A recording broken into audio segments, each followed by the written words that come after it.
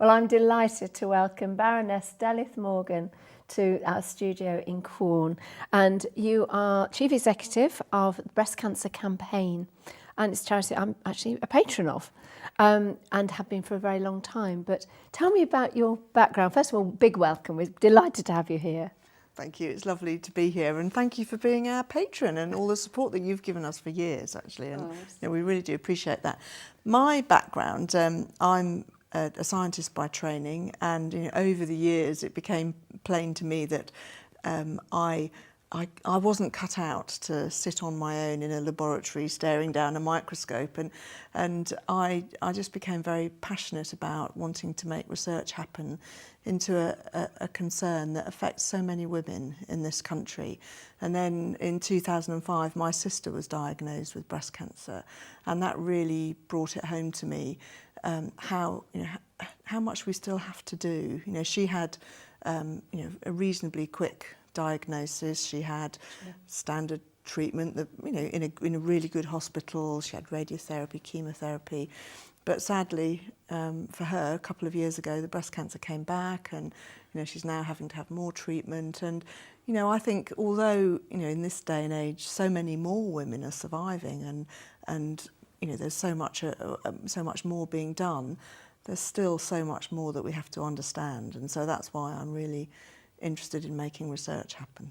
So you were a scientist initially, and then were you involved in sort of breast cancer sort of charity before?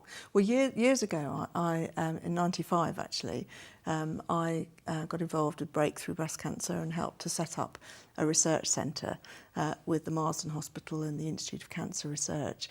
And now coming back to Breast Cancer Campaign, I'm delighted that we're, as a research charity, we're able to fund some of the research that's going on in the Breakthrough Centre. So it's really been fantastic, to get behind the cause and to try and make more of this very important research happen. That's fantastic. And where does the money come from for all of this? Well, the money comes from people who care about breast cancer, and often someone who maybe has had breast cancer and survived and feels really lucky, or someone who's maybe lost someone they really care about.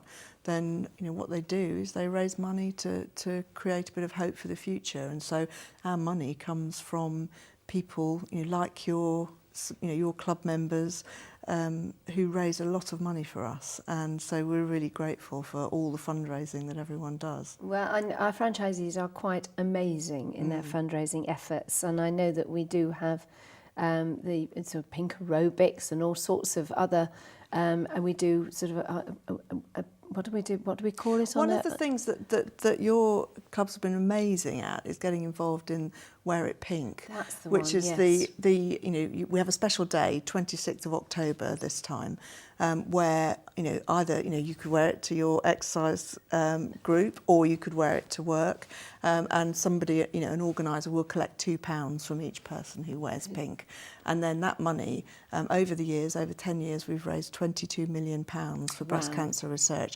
But we want to achieve our 25 million target. So, all the help that we can get would be fantastic. Of course. Now, there are different charities. You've got Breakthrough, you've got Breast Cancer Care, and Breast Cancer Campaign. So what is the difference between those three? Well, Breast Cancer Care run a helpline and provide information to women who are going through the breast cancer journey. And Breakthrough has set up the research centre that I was talking about. Yes. And then Breast Cancer Campaign, what we do is we fund excellent research wherever that excellent research comes forward. And one of the things that we've done recently is to take stock, if you like, of all the breast cancer research going on in the UK and look at what are the barriers to moving forward.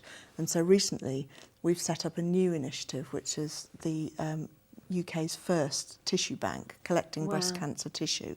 So, my view is that we all have to really work together to find the cure for breast cancer and to help women going through the experience, because we have that ability to make a difference. And all the people watching now and thinking about this issue, there's so much more that we have to do. We're very grateful to everyone for all the help we get.